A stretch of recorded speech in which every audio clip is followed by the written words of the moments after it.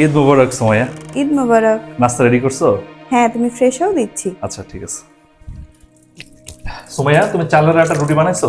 না তো, তুমি তো বললা বিরিয়ানি রান্না করতে, সেজন্য বিরিয়ানি মাংস আর টিকিয়া করছি। তুমি কিছু রুটিও বানাও, আব্বা আম্মা অনেক পছন্দ করে। আব্বা আম্মার বয়স হয়ে গেছে তো তোমাকে বলতে পারে না। এখন তো দুপুর হয়ে গেছে, আর এতক্ষণ কিচেনে দাঁড়ায় পাও ব্যথা হয়ে গেছে। সোমাইয়া, আব্বা আম্মার জন্য কিছু বানাতে বললে তুমি এত বাহানা দাও কেন বলো তো? আচ্ছা আচ্ছা, তুমি রাগ করো না, আমি বানাই দিচ্ছি। দাও। রুটি বানানো শেষ।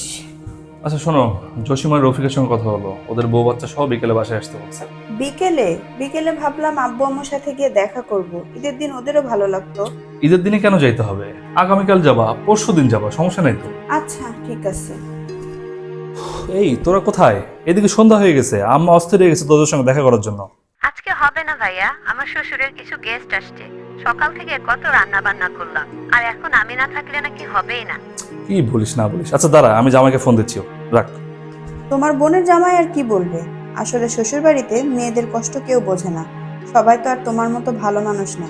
এমন হাজারো সংসার আছে যেখানে উৎসবের দিনেও স্বামীরা বউয়ের উপর জুলুম করে।